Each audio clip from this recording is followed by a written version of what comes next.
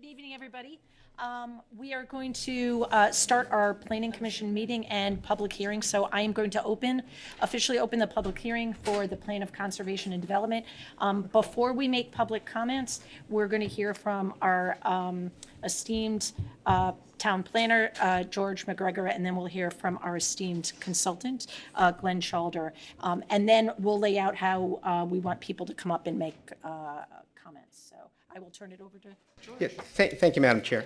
So this has been a long process, and I suspect it's been an enriching one for the Planning Commission. We've done a lot of work on this, and so tonight is the beginning of the public hearing on adoption. I wanted to just make a couple of housekeeping comments, get items on the record as appropriate. Of course, we've advertised appropriately.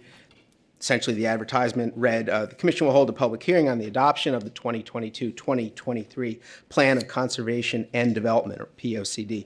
That draft plan, dated August 11th, 2023, is available on the town website and has been filed in the town clerk's office for review. So I have provided this evening a memorandum to you. It is a final staff editorial and the public comments we have received through this afternoon. Staff's comments are primarily like 16 points of commas and tenses and those kinds of things. We also are recommending a couple of map revisions or map changes. They aren't, I don't think they're too heavy. There's just a couple of locations where there's some industrial ground along Hop Meadow that we would recommend be business. I don't know that we're trying to attract industrial ground along Hop Meadow, particularly on the north side, particularly that piece just north of the Big Y. I think there's been conversations about mixed use there. So that's really only the real primary change. There are two other map amendments where we heard from property owners who found errors in the original 2017 mapping. And so I think we ought to take the opportunity to fix those at this time. So those are in your packet with maps.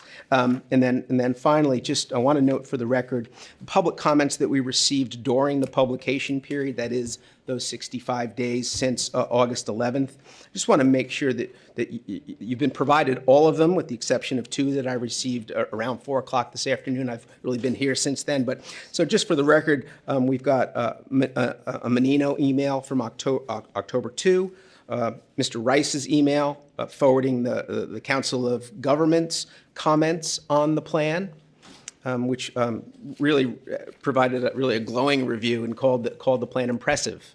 And that we note for the record. We've got comments from Rieger, dated October 24, and then today we received Pomerantz, Grady, Massino/Open Space, Olson, Thibodeau, Dion, and Strilacci.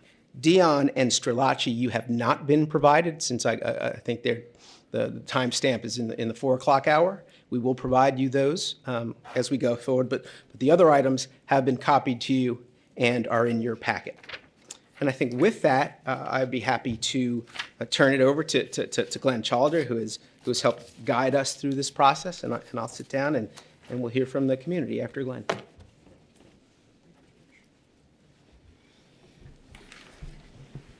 Good evening, everybody. I'm Glenn Shalder from Planometrics. I've had the pleasure of working with the Commission and with the town on preparing the 2023 to 2033, doesn't that sound like a long way out? Plan of Conservation and Development for the community.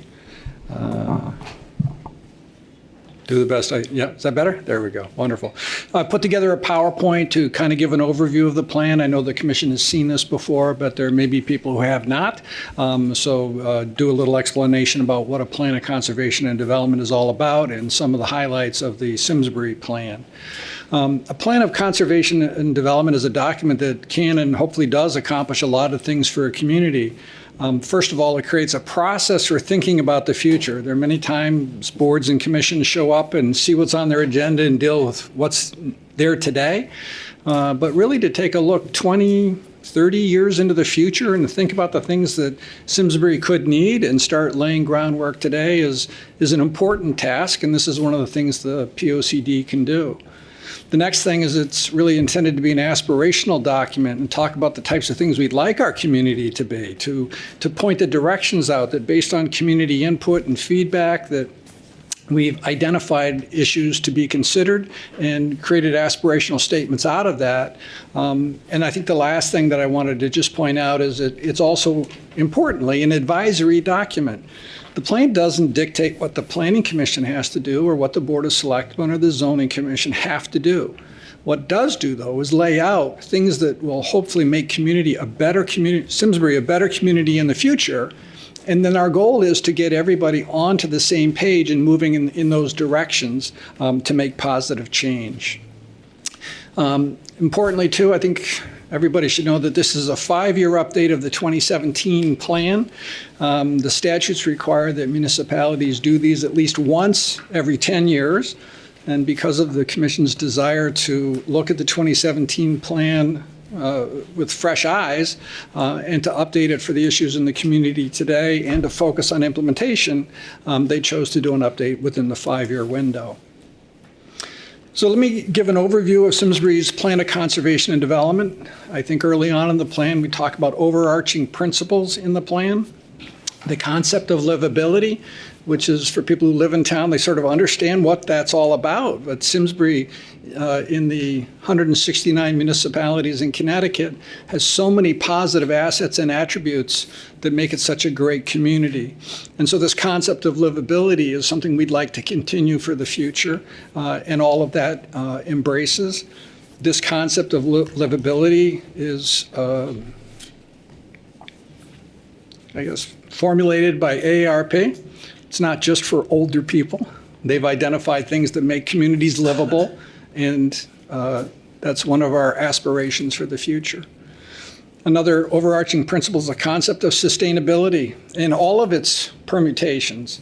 It's not just ecological sustainability, but it's also economic sustainability, social sustainability, but perhaps in the sustainability chapter of the plan, it's more ecological and energy in nature, but the philosophy of sustainability rolls throughout many of the chapters. The next concept or overarching principle is the concepts of diversity, equity, and inclusion. We've realized as a society, not just Simsbury, but elsewhere as well, that these are areas that we can and should be doing a better job on. And so we embrace those principles into the POCD, and again, that those roll throughout the various chapters. And the last principle is this concept of well-being. It's a little bit different than the concept of livability, but it's really about, again, environmental, social, and economic aspects and how they all interrelate in terms of making Simsbury a stronger and better place in the future. We've also got a mission statement, which started, I think, probably back in the 2007 or 2017 POCD, but it's a concept which I think has been in Simsbury for decades, and that's preserve the best from Simsbury's past. There's many things that we've accomplished that we're proud of, but also ensure the best for Simsbury's future. And it identifies this flex point, if you will, of what a plan represents in terms of things that we perhaps can or should do better in the future. The plan itself has 5 major sections in it. Of course, there's an introduction, which sets the stage for what a POCD is. And then there's a theme about conservation or what we want to protect in the community. Another theme of development, which is how we might want to guide growth or change in the future. Infrastructure, which is the services and facilities we feel we need. And then looking ahead, how are we going to make this happen? How are we going to implement the plan? So let me touch on each of those briefly. The introduction section of the plan, it provides a summary of the overall POCD. It does an evaluation of conditions and trends in the community. One of the things that's changing most significantly for us is the changing age composition of our municipality. We're showing age pyramids from 1970 and 2010, and the orange bars are baby boomers, people born between 1945 and 1965, and you can see how our community has been affected by that and will likely continue to be affected by that in the future. We We also have done a number of community engagement exercises, both in terms of community survey and community meetings to get input for the POCD to understand people's thoughts and ideas.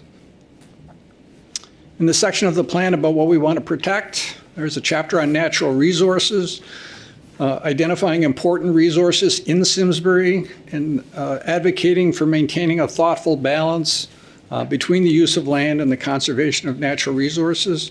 And throughout the POCD are maps showing where many of these resources are located so the commission and others can learn more about their community and its aspirations from reading the plan. There's also a section about open space, preserving open space. Simsbury's done a tremendous job preserving open space. The community has been dedicated to this for many years, decades, and the green areas on the map on the left show the open spaces that have been preserved. And then the map on the right is our aspirations for interconnecting open spaces through trails and greenways, blueways along the rivers, et cetera, to make this open space usable and accessible. A section on the plan about maintaining and enhancing community ambiance, some of the things that we think make Simsbury special, whether they're scenic views or farmland or historic places and other things like that are a large part of what makes Simsbury a special place. The plan advocates and identifies those as well. In terms of how we want to guide growth in the community in the future, the first overall strategy is promoting places with a sense of place. Now, what that means is there are some communities around the state where we end up with sort of commercial areas, which are fairly common. Sometimes you might not know what town you're in. But Simsbury has managed to keep its center together and focus development in some of our villages, et cetera, to guide that. And this section of the plan talks about ways that we can make improvements and recommendations both in the center, Terriffill, Weetug, West Simsbury, other parts of our community to promote places with a sense of place. There's a chapter on economic development, fostering a dynamic and prosperous climate for economic development. This is an area where we've seen significant changes in the last 5 years. But as you can see from the map, in terms of the colored areas, those are the zones in the community which were created for business, industrial, and other types of growth. And that's the area we have to work with. And the plan makes recommendations about policies for those areas. Oops. There's a chapter in the plan about addressing housing needs. This builds on the 2021 Affordable Housing Plan prepared for Simsbury, which identifies the changing housing needs of our community. And not only relates to what I mentioned earlier in terms of an aging population, but there's also been a scenario where housing prices have gone exponential beyond people's incomes. So if you're living in Simsbury today and you're fortunate to have housing, wonderful. But there are many people today, perhaps your kids or perhaps your parents or other people you may know, who may be struggling to have or find or afford housing. And so the question is, can we do a better job in terms of finding ways to provide for housing options for people in Simsbury within all the other things that we feel are important in the community? The plan celebrates what Simsbury's accomplished in sustainability and resiliency. We've got perhaps the best sustainability committee in the state of Connecticut here. They've done a lot of tremendous things that really has shown the way to other municipalities what they can do. But we're in a very positive position here, and the plan recommends that work continue. The next major theme of the plan is what we want to provide in the future. The first chapter here is talking about enhancing the community facilities that we have. At the informational community workshop meeting we had back in January, the number one issue we asked people in terms of planning points, we allowed people to participate in an exercise to identify priorities for us, and the number one priority that came through was community facilities. It relates to our recreation facilities, Simsbury Farms, a lot of the activities that occur in town, sports groups, et cetera. Of course, the schools, the educational system. These are the things that really resonate with people, and the plan advocates for the continuing work in these areas. Our transportation system isn't just vehicles in the plan, it also includes pedestrians, bicycles, transit, et cetera, but making sure we have a good system for people to be able to get around in the future, to address any traffic issues or areas that may arise, and to enhance what we're doing for pedestrians and bicycles. There's also a chapter on utility infrastructure, public water, public sewer. Storm drainage is becoming an increasing issue because of more intense, more frequent storm events. How can we handle this and address this to protect life and property in town? And then issues are continuing to gain importance when we start thinking about broadband capacity. Everybody was working at home during COVID. Kids were going to school on computers. Do we have enough capacity for our needs now and in the next 10 or 20 years? And then also cellular service. What do we need? I'm pretty sure just about everybody in the room has a cell phone with them. And if nobody had service, it wouldn't serve us well. All of these recommendations in the plan now come into what we call a future land use plan. This is what George mentioned in his comments earlier, that how do we think we'd like land in our community to be used in the future? Industry was a term used for zoning years ago, and industry really isn't the type of thing that we're working on these days. It's more sort of technology or business oriented. So to make this plan start to reflect what we think is our vision for the future of Simsbury. And then the plan also has an implementation chapter. Each of the sections of the plan has a chart that sort of looks like this, that identifies policies and action steps in each of these chapters. Policies are benchmarks that we will review or evaluate things against as to how we're doing on these things. So it's kind of a passive and a review thing. On the other hand, if we don't take action on the POCD, we're not really going to be able to implement it. So the plan identifies action steps, and in some cases it's adopt a regulation to do this or change what we're doing on that. And hopefully, again, this will magnify the benefit of the plan into the future. So that's an overview of the plan, and I'll turn it back to you, Madam Chair, for. Thank you. I want to publicly thank Glenn for the incredible amount of work that he's done over the past year. I know, and I'm sure my fellow commissioners will say, we appreciate your openness and the way in which you listen to everyone, synthesized all that feedback from many people in town. And we just appreciate all the work, and it was a much bigger project than we had initially envisioned when we started, and you were more than willing to walk that path with us. So I feel very fortunate. I think the town is incredibly fortunate to have you as our consultant, and I just want to thank you. And I also want to thank George McGregor and his staff, who have been just as open and patient with us, and all the comments that have come in over these months, and have been readily available. So again, feel very fortunate to be working with you and your wonderful staff. So thank you both. So we will now entertain comments. What I'd like to do is have people come up to the microphone. Please state your name and your address. We ask that if you can, please keep comments to 3 to 5 minutes to be sure that everyone can get their comments in tonight, and we will begin. Sharon, can you please introduce the board and let us know how long everyone's Sure, I'll have everybody do that. I'll start. I'm Erin Levitt-Smith, and I've been on the commission 8 years. Yeah, go. I'm Joe Campolita. I've been on the commission for 2 years. Julie, 4 years. Greg McCormick, 6 years. Bill Rice, Secretary of the Commission, 12 years plus, previous chairman of the commission. Holly Bem, I've been on the commission 8 years. I'm Don Antonio. I'm just completing my 2nd year. Marcus Furs, 2 years.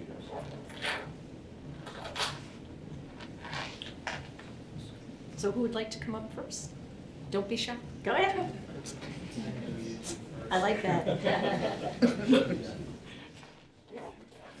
I'm Jeff Dornenberg, and I live at 225 Old Farms Road here in Simsbury. I'm president of the board for the Simsbury Matters Performing Arts Center. And I would like to see, if possible, first of all, congratulations on all your hard work. Thank you very much. I know how hard it is to do anything, and you've put a lot into this. But I would say that, particularly in the section that you talk about public sites that we'd like to further develop, that we'd like to finish. The Simsbury Performing Arts Center was built 15 years ago with state money, private money, and some town money. It was only half built. For 15 years, we're waiting for the second half of that. So I would love to see somewhere that it becomes more formal, that we're looking to build the second half. Now, in the meantime, as Joe can tell you, we're begging the state. We've applied for multiple ways to get funded. We're talking to funders. We're trying to get a lot of other ways to build this thing. But it should be on the list that it needs to be completed. And from an economic development standpoint, we've been the summer home for the Hartford Symphony for, Simsbury has been for 25 years, for 15 years. It's been down here at this facility. And they bring in 20,000, anywhere from 15 to 20,000, it's been more than that for people per year. We probably bring in 30 to 50,000 total, including that. We have 30 to 50, up to 60 events there a year.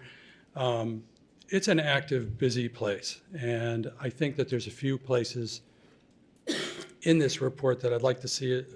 I would be very happy if it were expanded a little bit more, the mention of our facility. Thank you. That's all.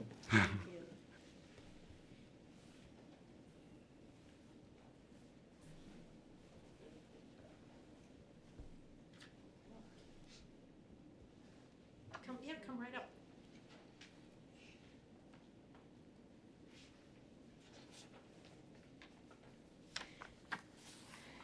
Thank you. My name is Sally Rieger. I live at 9 Stodmore Road. And I am speaking tonight because I am Simsbury's appointed representative to the Lower Farmington River and Salmon Brook Wild and Scenic Committee. And I sometimes think we are the most secret committee to which the town appoints people.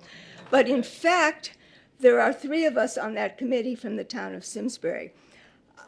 I have been involved with the Wild and Scenic program since we started in Simsbury doing a study in 2007. I've served as chairman, as vice chairman, and I am now serving as treasurer for the committee. So I've been involved for a long time. The study ran from 2007 to 2019 when we were finally designated. That's an exceptionally long time, and the Park Service at one point thought we would never get designated, but we did.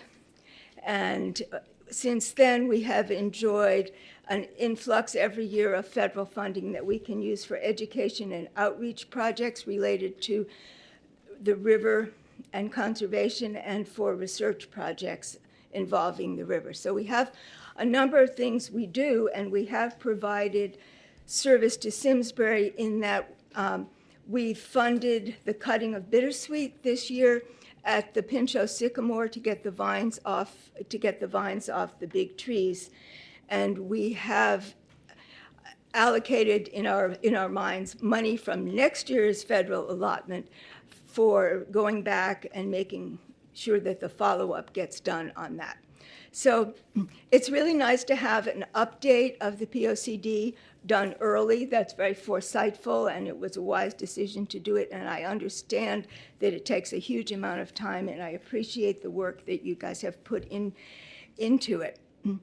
It's nice to see that the POCD has 2 references to wild and scenic.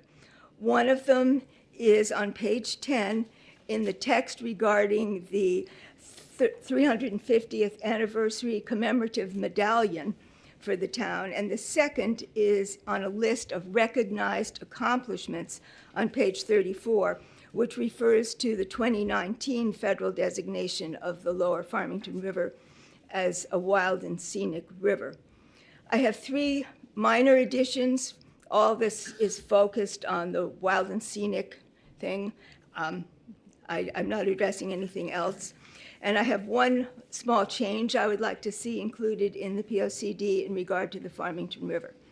So on page 32, and this is one of the texts that you have because I have specific language changes that I'm recommending. On page 32, under the heading Water Resources, the first sentence reads, "The Farmington River is the main water course in Simsbury," and I'm asking that you please add the words wild and federally designated wild and scenic ahead of Farmington River. So the sentence would read, "The federally designated wild and scenic Farmington River is the main water course in Simsbury." And the fact that it is federally designated is important because that comes with certain obligations to include in thinking about projects related and near the river and in the river to the special values for which the river was conserved. So it is something that should be taken into account in the planning process, and it's more than an honorific title. It carries some weight to it. The same language ought to be made in the reference to the Farmington River on page 34, because having such a federal designation recognizes that the local towns, including Simsbury, have land use regulations that are decently protective of the river, so that having a river worthy of designation reflects well on the towns involved. And in fact, during the study, we had to provide to Congress a compilation of the land use regulations, all of the land use regulations of the 10 towns that were included in the study. And I say 10 towns because there are only 9 in our designation. Canton was the 10th town in the study, and when the rivers were designated, Canton was moved to the upper river designation because it already abuts that. So they're no longer in the lower river, just from Avon and Burlington downstream to the confluence in Windsor, with the confluence with the Connecticut. So the section I would like to have on page 34 is the phrase in bullet points under recognized accomplishments ought to read, "A federally designated wild and scenic river 2019, sorry. I will just mention that the document also now calls the river a wild and science river, which is an unusual designation not provided by the federal government to the best of my knowledge. So I think it would be good to correct that typo. I think it's indicative of how secret and unknown this committee seems to be that no one has spoken up about that prior to this meeting. And, you know, it's partially understandable because in the study period, we went around to all the towns, all 10 towns, and we talked to land use boards and commissions. We talked to Parks and Rec when they wanted to. And then the concept of having the river wild and scenic had to go back to all the boards of selectmen or towns councils, and those bodies had to vote to endorse it. So it means that the town of Simsbury's Board of Selectmen voted in favor of the lower Farmington River being wild and scenic. And my last thing I'm going to ask for is I would like to have the lower Farmington River and Salmon Brook Wild and Scenic Committee listed on that last page of the POCD, which is entitled Legend for Leaders and Partners. We have a very awkward acronym. It's written down, you've got it in your paperwork. It's LFSWS, and I pronounce the L separately, and I say Elfiswis. And that makes it easier for me to say, but I do enjoy hearing people struggle to say it, although the whole name of it is rather a mouthful. So Simsbury and the other towns in the designation are actually the members of the committee. We are merely transient appointees who will be replaced one day by a new generation of leadership. We also have on the committee a representative for the Connecticut Department of Energy and Protection, and the state legislature enjoined the Connecticut Deep to provide us with assistance and help us implement our management plan. And we have the National Park Service, and we have 3 watersheds. Farmington River Watershed is represented, Pequabic River Watershed Association, which is well known as being our biggest polluter. So we are told by their representative that we need to pay attention to them. And then the Salmon Brook Watershed Association. And if you know where the confluence of Salmon Brook is, it comes in right opposite Terrifield Park. It's a source of nice cold water. So those are the things I'm asking for. I think they should be included, and I hope you will include the river in your planning process. Thank you.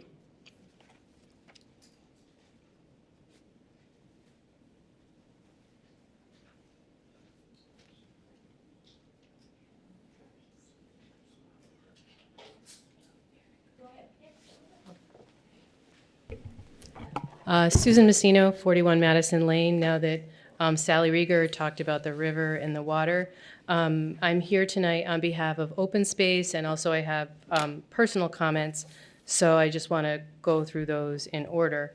Open Space sent some comments previously and sent some additional minor comments. One point that I wanted to make, I've made some we've tried to minimize suggestions and make sure they're within the formatting and would require very little work, but one is about an inventory of our resources, which has been kind of on the table for a long time and hasn't happened. This is actually also part of Sustainable Connecticut, so it's not just about open space, and also there's a reference in the document to the Natural Diversity Database, NDDB, in Connecticut, and I want to just make it clear that if there is no NDDB indicated, it doesn't mean that there's nothing there. It may never have actually been ever surveyed. So my kind of baseline point are these ecological systems are what we all literally need to survive, and we just need to be very careful because Simsbury's resources are so far and above what other towns have. It's really special and really important. So, and we don't even know what we have here. We have statewide, nationally, we have little information on insects, soil, all kinds of things. So we suggested this previously, and this was sort of portrayed as, maybe sour grapes, that we didn't get it in other efforts. It's not sour grapes, it's just the truth, and it's really important. So that's one point. The second point is related to that, about establishing a greenway system on both Trap Rock ridges.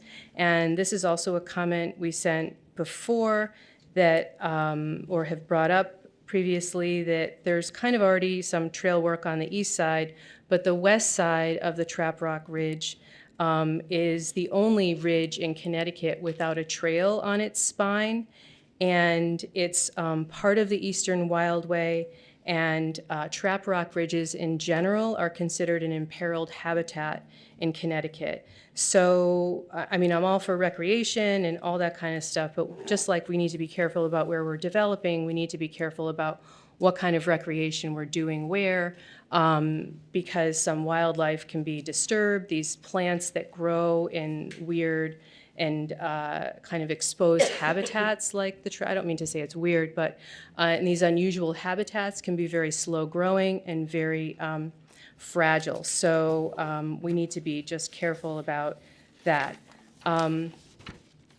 The third point from open space is that we want to put in the implementation that this would be reviewed and updated at 5 years. And this is something that George said he would recommend when I talked to him after the public comment meeting in June. And I think we all realize we're in a very dynamic time.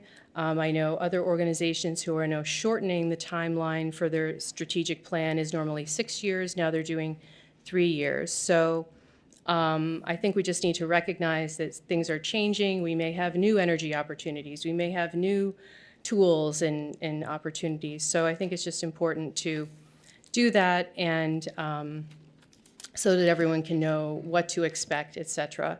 The other thing from open space is we really put a lot of time into trying to think about how we can address our housing issues without, you know, harming the things that we all love about town and the special ecology. And so we've provided kind of a compiled kind of list of some common sense ways that we can address this issue and that I think haven't really been looked at. And one of them are, you know, rental townwide or even within the Farmington Valley, rental assistance programs to prevent people who live in town now from being evicted or forced to leave. And totally unexpectedly, I found out last night at the Board of Selectmen meeting that evictions are through the roof in Simsbury. So we have people that are in our community right now that are leaving, and rents are also going through the roof, and probably because they know now what's considered affordable. So people who have, you know, maybe a nice 1 or 2 bedroom apartment that are charging less than what is considered affordable are probably raising the rents, and also they had their reevaluations done. So we need to kind of pull together so that we're not moving people out on one hand and then moving people in on the other hand, you know, unnecessarily. So there's a number of common sense solutions. This is compiled from, you know, other towns' housing plans, from, you know, a bunch of people that went to the housing forum. I've been to 6 webinars, talking to planners in different parts of the state. And I mean, just to be really blunt, there is just a massive land and resource grab going on right now. And our state policies are kind of supporting that. So if we want to have our town grow in the way we want it to and protect the things that we care about, we have to be really specific and proactive about how we're going to do that, because, I mean, that's just what's happening. So that's the kind of open space comments. And the other comments, so I can just continue just to save time on my comments. So my comments are a couple of small things, mislabeling on the community assets map, so you might want to look at that. I gave some specifics. I'm not sure about the road extensions that are listed for County Road and Iron Horse. I noticed this after the open space meeting, or we didn't talk about it in open space, so I didn't put it in those comments. And I think one is a floodplain, and it says that this is all supported by the Planning Commission, so I didn't know if you were aware of that. Also suggesting that we update this, and really suggesting that people understand like where they're supposed to submit comments and by when. I'm saying this as a member of the public, not as a member of open space, but that information was not clear until recently. And I had some comments related to sustainability. There was a hearing last night, and I already had this comment, I didn't know this was happening, that the Conservation Commission would be allowed to get external experts for complicated projects. What I had wanted to suggest is that if there are going to be sustainability claims made about projects, that the town would be able to somehow engage some expert to evaluate those claims, because developers will say, you know, oh, this is sustainable, it's climate friendly, et cetera, et cetera. And I know there's a lot of bad math and a lot of kind of greenwashing going on in this topic, and I think that we, you know, deserve some expertise if we're going to, you know, agree that that's true. And related to that point, you know, the greenest building is the one that you don't have to build. So in terms of housing, any way that we can mobilize our existing infrastructure to help people. So the Open Space Commissions, or maybe I put it in personally, mentioned co-housing. Like maybe moms could get together, or older people, or people could rent out rooms in their houses. We have larger houses, and there are ways that we can provide affordable housing by using the existing infrastructure that we have. And I really think we have not been talking about that and have not been looking at options for that, because we're really just focused on where are we going to build more stuff. Building stuff anywhere is harmful to the planet and the ecology. I just want to say that. It's true. So that's why, to really do the right thing, we need to think about how we're using the resources that we have, kind of like waste not, want not. And I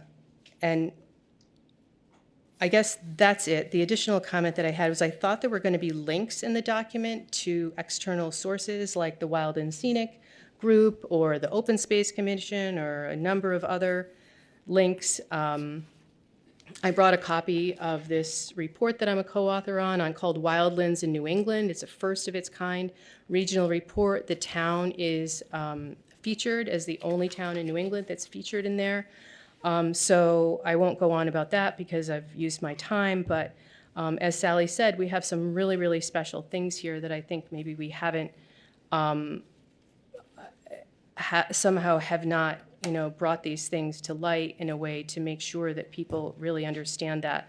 And so linking to some of these external sites would help to provide people a way to access that information. And some of the new policies we have are available on the open space site, and we'll be putting more information on there so that we can kind of move forward in a way that's best for everyone. So thank you.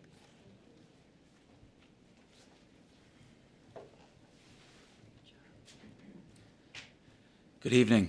I'm Tucker Sauls at 11 Tungus Place. It's good to see everyone tonight. I wanted to reiterate a couple things that I'm already seeing, or at least support some of the things I'm already seeing in the POCD, which is a focus on development and housing in the center of town near our town center in the village of Terriffill and some of those kinds of areas.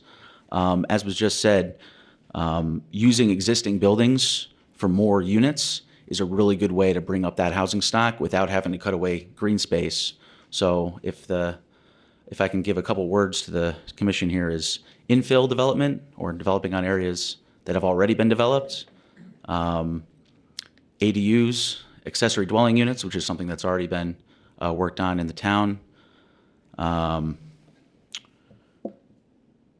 those are the two main ones. But yeah, around our town center where we already have buildings, if those continue to grow near where our businesses are, that's going to be better for the businesses, better for the people living there, and means we don't have to cut away new space and new open space in order to build additional dwellings if we're doing it where things were already built. So I see that in the plan already. I see that kind of reference, but if that can be as explicit as possible as to be the goal, I think that'd be really great. So thank you.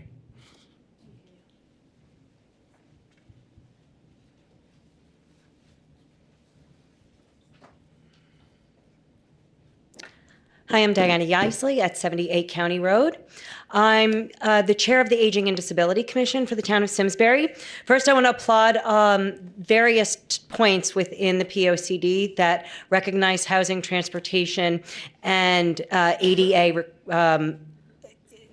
enhancements to buildings that are currently not meeting ADA requirements. There's several within the town, as you've pointed out, between Town Hall and Memorial Hall at the Senior Center, which have struggled dearly with accessibility issues.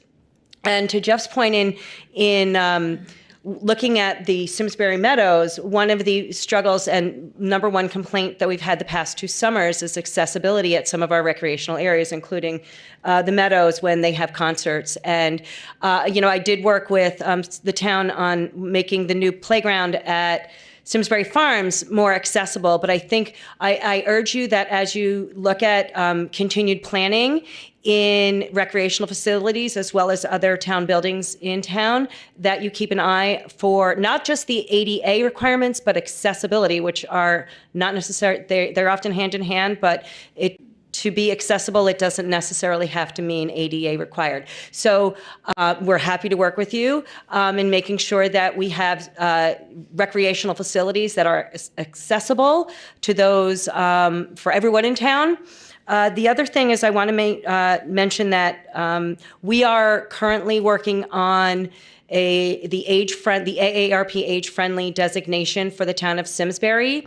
And that requires looking at the 8 domains of livability for an age-friendly community: outdoor spaces and buildings, transportation, housing, social participation, respect and social inclusion, civic participation and employment, communication and information, and community sport and health services.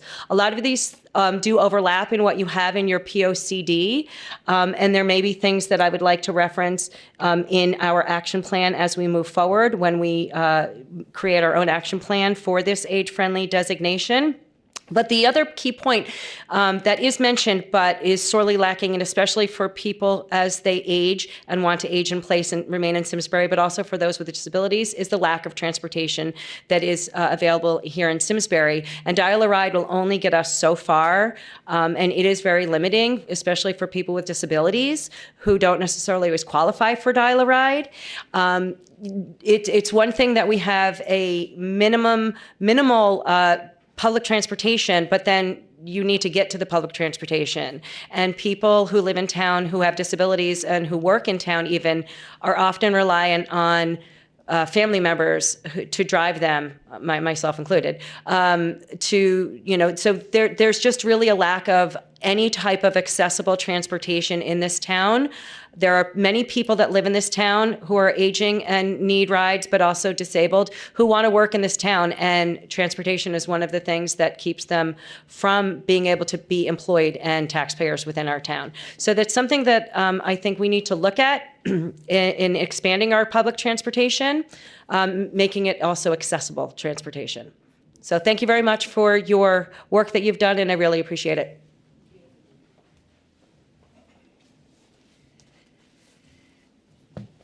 So hi, my name is Sharon Thomas, 42 Brettonwood Drive, Simsbury, Connecticut. I'd like to piggyback on some of what Diana has stated. So I'll start with the transportation.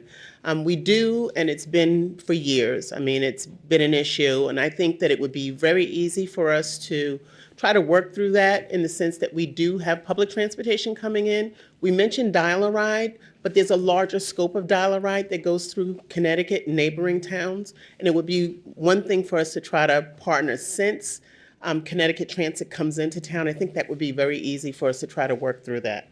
The second thing is that there is a reference to the 8 domains for AARP.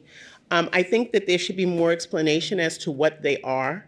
I looked in your reference and there's nothing there that mentions it. So if we're going to call on it, we need to see and tie together how it's being used throughout the document. Then lastly, I'd like to see a definition around livability.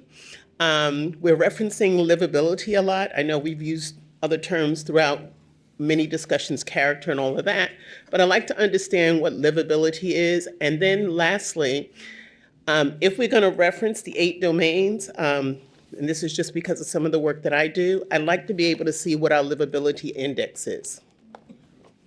That's it.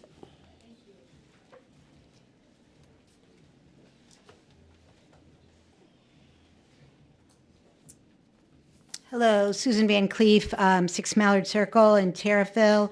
Thank you for doing all this work. I've seen a lot of changes as I've been through this process. I just have a couple of quick things. I think I've mentioned this before. I think it's the teacher in me, the science teacher in me. There's some inconsistency still in the language, using the word ecological or environmental. Both words belong in here. So what I did, I'm not sure who to give it to. I just wrote those things on here. I'm not going to go through it page by page. So I can hand that to whoever it's appropriate to. Just to summarize, environmental is broader than ecological. It's physical, chemical, and the life. And then ecology focuses on how organisms interact in the environment. So there were some inconsistencies in that language there. The second thing I want to talk about a little bit, just a quick reminder, June, July, August, and September were the warmest of each of those months on record. July was the warmest. And the POCD, page 99, some of the comments from the community says Simsbury needs to become a little more aware of overall climate crisis. And I mean, we can't redo the POCD, but I did think there was maybe a few more times when we could reference climate change and why we needed to do something. I also put that in my notes here. One thing I did want to, about that though, I wanted to point out, on page 102, there's a description of climate change. I did tweak it in my packet, but fossil fuels was in quotes, and that just didn't make sense to me. We all know what fossil fuels are. It isn't somebody else's idea. So I would take the quotes off that, but I did put that in my packet. The thing I want to address that's most important to me is on July 8th, when you had a meeting, it wasn't a public hearing, you had a meeting to go over lots and lots of comments, and you all looked totally exhausted by the end of this. Near the end of the meeting, Holly read one action item that the Sustainability Committee wanted to be put in. We'd had a version of that that was not put in the first time we submitted it. And the action item she read was draft sustainability goals to be embedded in the zoning regulations.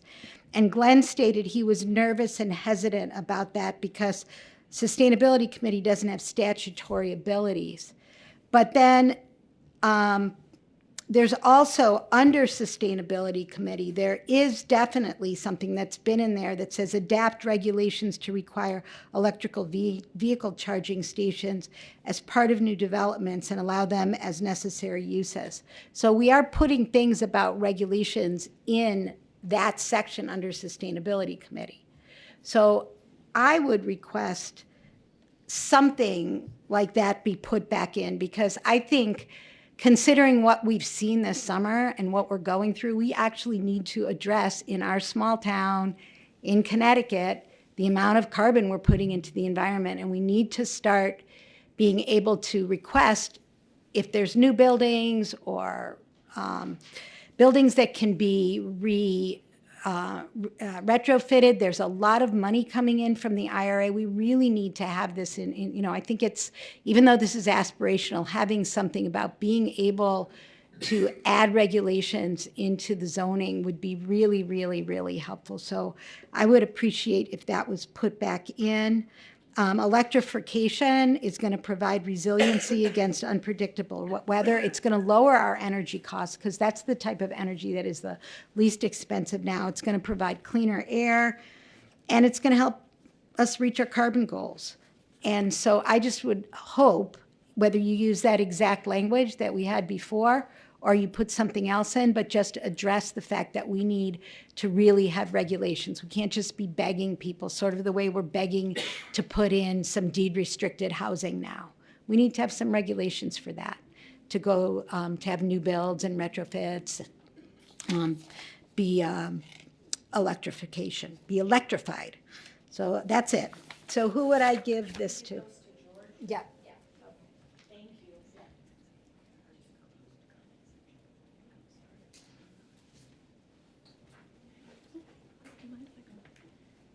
Hi, good evening. I won't take long. My name is Nicole Kodak. I'm at 231 Old Farms Road. I'm the co-chair of the Simsbury DEI Council with Cheryl Cook. And a couple of things I want to say. First, I want to acknowledge the fact that this POCD includes diversity, equity, inclusion. And I think that's important, and I want to thank you. It specifically highlights the need to address affordable housing, because it is a crisis level in our region and nationally. We, as a DEI Council, have just completed an 18-month project of a Hartford Foundation for Public Giving grant on affordable and inclusive housing in our town. We've packaged a whole bunch of resident voices, and we'll be presenting this to the Board of Selectmen on November 13th to specifically help us proactively plan for development that enhances our sense of space and meets the needs of our residents, future and current, without being the passive recipient of someone like a vessel proposal all the time. We've surveyed 400 people. We've had listening sessions to 10 people living in lower income housing now. We have had 12 stakeholder meetings, and we did have a forum. A number of the attendees are here this evening with 85 residents. This package, after we present it with the Board of Selectmen, will be made publicly available. Many of the themes we find in the package overlap with the POCD. We have heard that there is public will for affordable housing, and we will continue to engage with the people who are expressing this to learn more. We affordable housing to meet the needs of seniors, young professionals, young families, people living with disabilities is needed in town. And there is an appetite for a community center, possibly in an expanded and shared use Simsbury Meadows facility. We have heard this from all demographics. A lot of them love the idea of the Meadows and can't afford to access it, or mobility-wise cannot do so.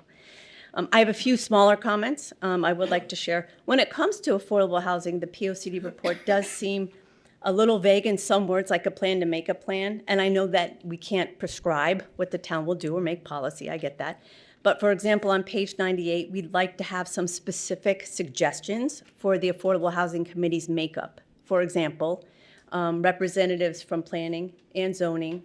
We would love the DEI Council to have a seat or a voice to continue to share with you what we're learning in our work. Residents have, a number of them, said that they would like to be actively involved in this work as well. So some private citizens would be interesting. Also business owners and other stakeholders. Just to cross all of the silos that we operate in, and we're all super busy, so it would be efficient to do so. Oftentimes in the POCD, there's words like, and we find it in our own presentation to the Board of Selectmen today, we were editing it, consider, because we don't want to tell people what to do. I would just encourage a shift to more specific language to kind of help the town be accountable for real change. For example, I think it's action step 8, consider establishing zoning districts in specific locations to enable or require developments containing affordable units. Well, you could consider something and check it off as done, but like if we want to have a decision on whether or how we're going to do something by X date, that kind of stuff might be helpful for accountability. And my last idea is just making meaningful progress in a percent of housing that's affordable.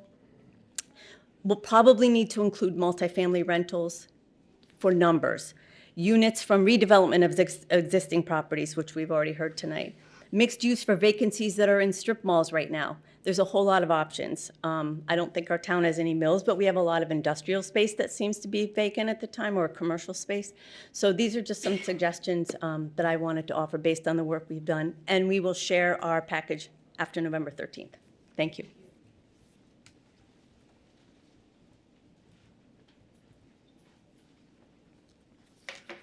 I'm Diane, excuse me, I'm Diane Nash, 5 Marywood in Simsbury. I expect a big boo from all of you on this, but I'm really asking again that this POCD is not closed and accepted as a 10-year document. That instead, and based on a lot of the comments you heard, we have a new town manager arriving January 1st. We have maybe 2, but at least 4 replacements on our Board of Selectmen as of January 1st. We have planning, zoning, conservation, a whole bunch of committees, hired people and elected officials, new with brilliant ideas, not come forward. I would ask this document, and I know you've all worked hard, but working hard on a document that doesn't do what we want it to do, that guide us into the future, clearly representing all the voices, is not a good thing to publish as a closed document. Some of the comments here tonight maybe could have been made had we had more than one public hearing and more than one. It was July 4th weekend, if I remember. So maybe if instead of calling it the POCD, and by the way, conservation is the first thing we should look at to what do we want to keep and what protect and preserve. and then development. How do we do that in that context? Sometimes we lose focus on that a little bit. But I'd love to see you look at this document as a companion document to the 10-year plan that is in existence. Remember, 2 years of that 10-year plan, we were in hibernation. We were hiding in our basements and what the expectation was of the changes that came from the pandemic are already changing. We came out and said, well, we're going to do things remotely. We're going to work remotely. Well, people are going back to offices. People are using space differently than they did before, but not how we anticipated right after the pandemic. So I would ask you to postpone. I know we have contracts with people who work a certain time till something's complete, but do not call this a completed document until we have at least a year with new people. Let it run concurrently with the POCD that's in existence now. Thank you.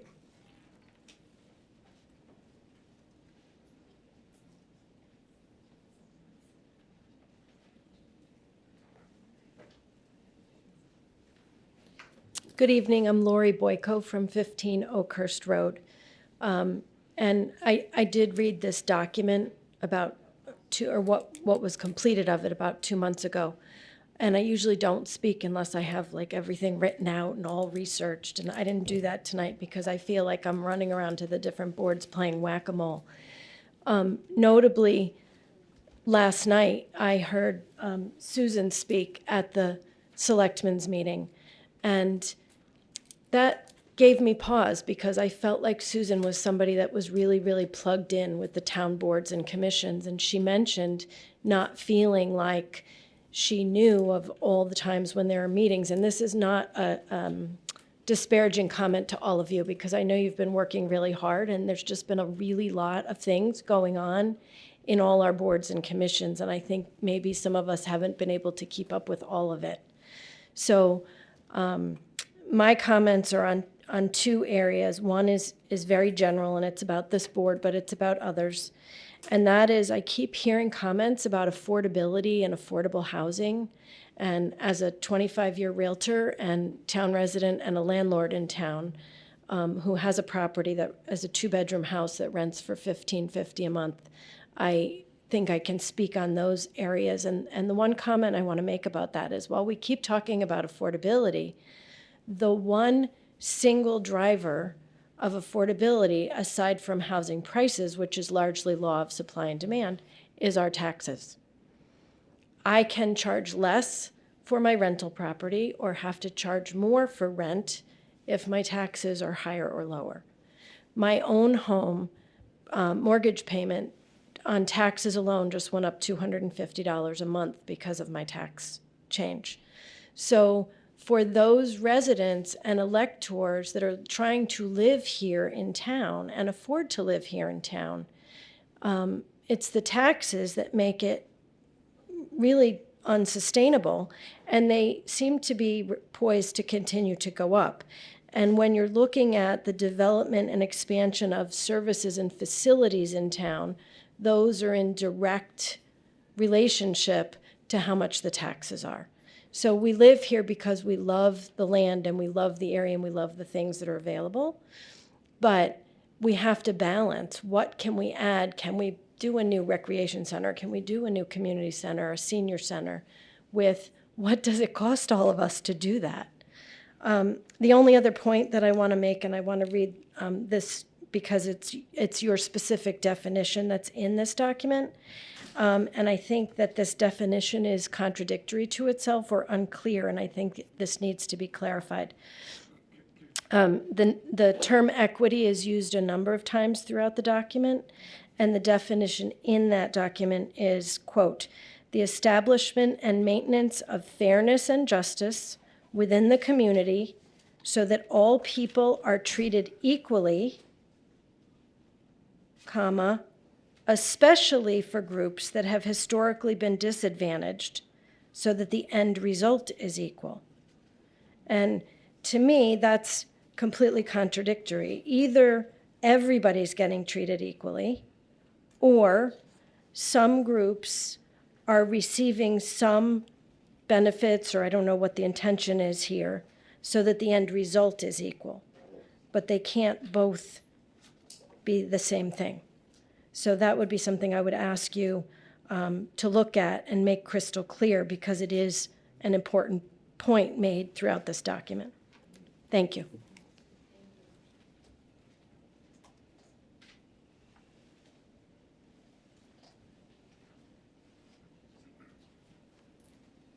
Hi, Jesse Schofield, 9 Fairview Street. And I just want to make some comments. Thank you so much for the plan. I really like that first session where we were putting stars on maps to figure out what we like, don't like, prefer, emphasize. My only note, I think it's been emphasized here, implementation and kind of following up on some of these tasks.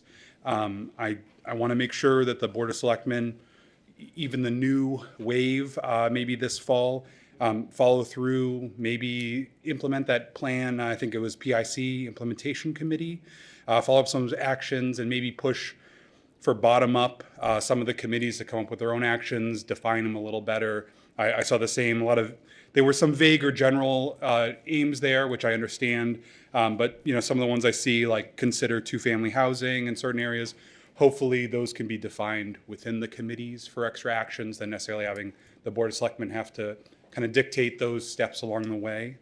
I also want to note about sustainability committee actions and sustainability goals. I really think it's a good thing to have some kind of measurement of efficiency or some of these upgrades that we're doing. I'm an engineer. I'd love to see a dashboard on the website that could just show energy usage by electricity, heating, oil, gas, all those kind of things. I think it would put some numbers or values to some of these upgrades. When people maybe balk at a school that's getting an HVAC upgrade, you could see the tangible cost savings and other adjustments, especially just thinking about old Latimer Lane to new Latimer Lane, maybe usage per capita or the students in there, which is probably a big improvement. And I saw a note there for implementation. I know one of them is sustainability coordinator. I've heard that West Hartford has someone in a role like this. I know Simsbury, it's a little different and might be a big ask to have one person doing it. I don't know if this is a role where Granby or some other town could share that. I know maybe the health department or somewhere has split the role across a few towns to do that. But maybe as just a partial role or a consultant to come in to help implement schools or public works, feeding some of the information to an area that people could see to kind of have that first step, and then later on kind of justifying the cost savings of an actual coordinator could be helpful. But thank you.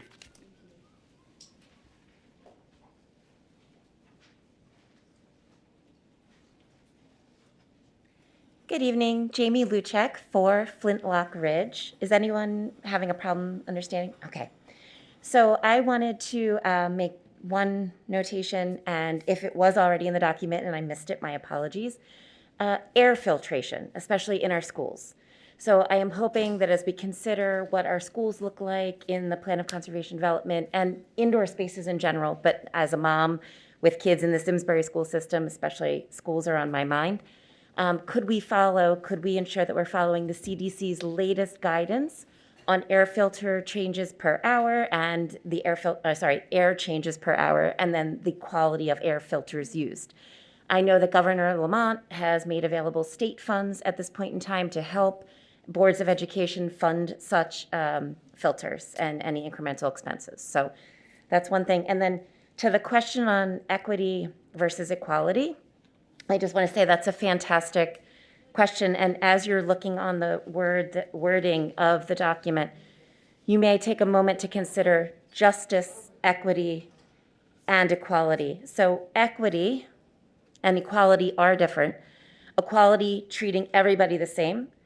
Equity, understanding that different people have different circumstances and different backgrounds, and therefore you make accommodations. But justice involves removing the systemic barriers that caused inequalities in the first place. So you may see in some documents these days and in some DEI efforts, diversity, equity, and inclusion efforts, there is now actually JEDI, so justice, equity, diversity, and inclusion. Hope that helps. Thank you.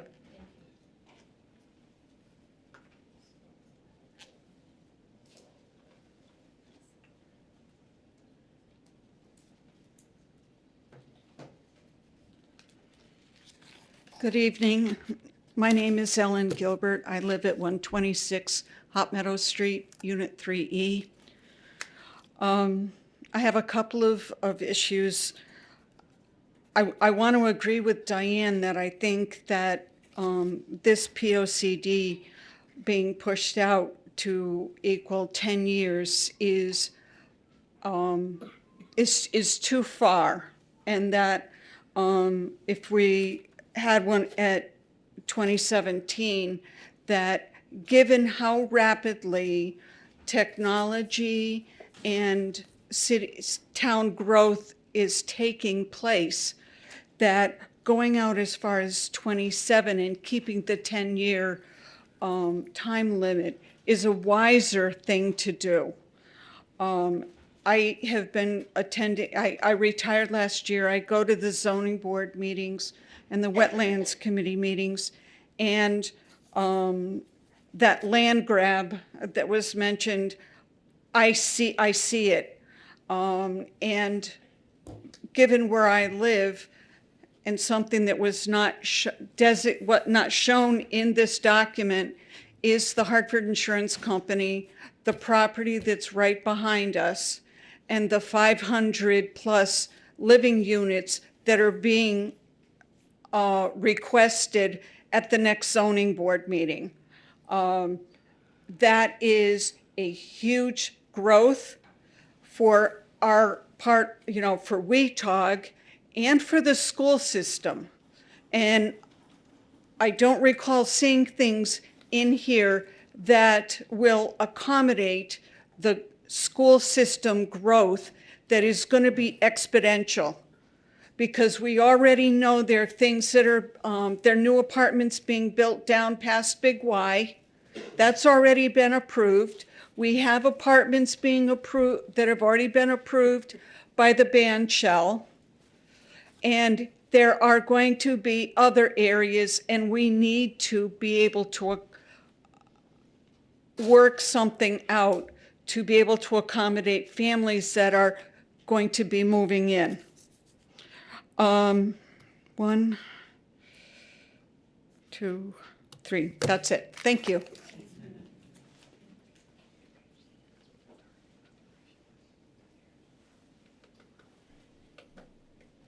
Are there any other comments?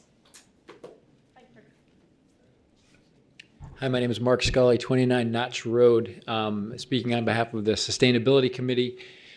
Thank you, Glenn, for your kind words about the committee. It is a great group, but sustainability is so much bigger than that committee. I think probably everybody here and every board and commission in these groups are involved in sustainability. So I commend you all for a very inclusive process of getting input into this POCD. We think there's some terrific statements and wording in there about sustainability. I would just like to emphasize the point that Susan Van Cleef made, and that is this idea of sustainability starting to move into the realm of the review processes in town, right? And I think the wording that we've suggested is aspirational. When anybody wants to build or do any kind of a development in town, we hold their feet to the fire for, are there enough parking spaces? Are the setbacks right? Is the color of the signage every right? Well, sustainability should be part of that conversation. We're not saying this is the regulation that we need, that thou shalt not do this or thou must do this, but let's start to have sustainability as companies want to build things in town.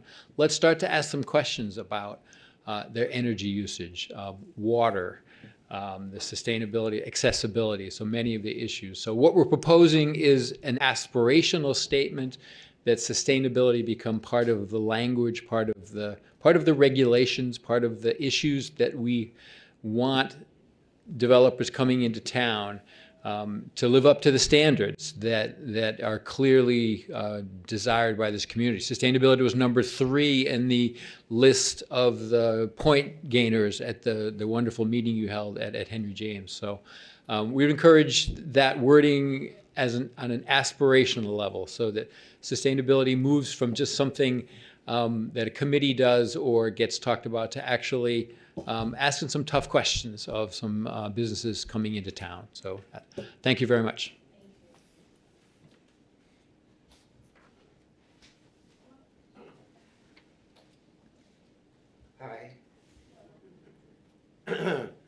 Hi, I'm Greg Banks, 5 Greenwood Lane, and I got here a little late, but reading your report, I didn't see anything that addressed the town forest pond. Has anybody mentioned that tonight? Okay. The town forest pond at the end of Town Forest Road is a local gem. I've been living in town my entire life, and it was used by everyone in town. This is before the golf course. Now, it's been gone, it's been a long time since it's been refurbished. A lot of money's been spent on the golf course with the irrigation and everything like that. I don't think anything's been spent on Town Forest Pond itself. It needs a beach, it needs dredging, which I know is very expensive, but it's for people that don't want to play golf. And believe me, there's a lot of us around. So if you could address that, I'd appreciate it. Thank you.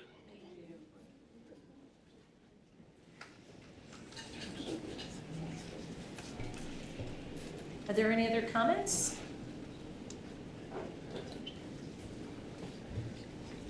Well, I want to thank everybody for coming out. I appreciate all the comments that were made to the board, and we are going to take everything under advisement at our next meeting. So with that, what are the commissioners feeling? We have a couple of options at this point to close the public hearing and set this forth to our meeting on November 14th. We can keep the hearing open. So what are people's thoughts? No, I think we should close the public hearing. I would agree. So I'd make a motion to close the public hearing regarding the 2022 or 2023, depending on when it's published, Plan of Conservation and Development. Second motion. Any discussion from commissioners?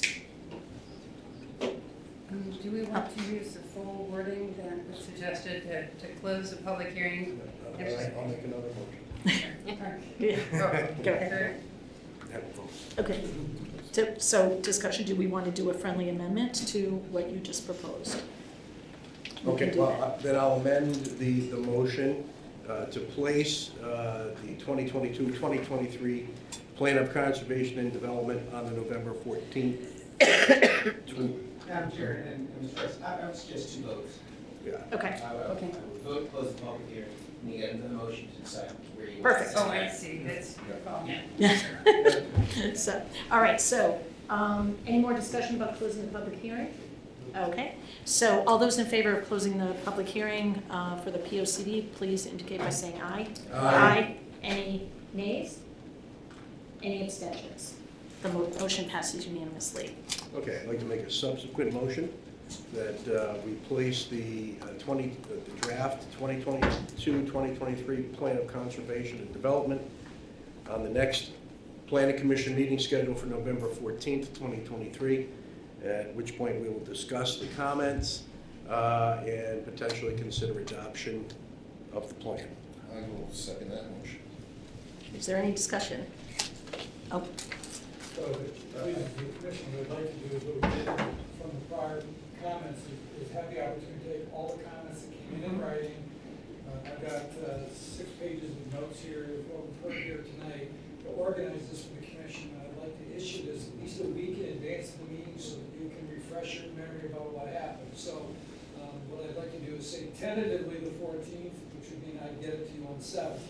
And if for whatever reason I haven't been able to do some of the research I feel I need to do to follow up on this, if you would carry it over to the next meeting, which I think is November. The 28th. 28th. So I'll do my best to make the 14th, but just in your mind, if for whatever reason you don't get that table together in enough time for you to review it, it might slip.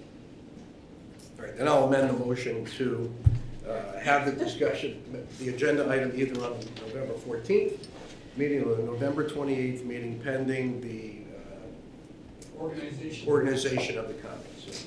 Perfect. Now,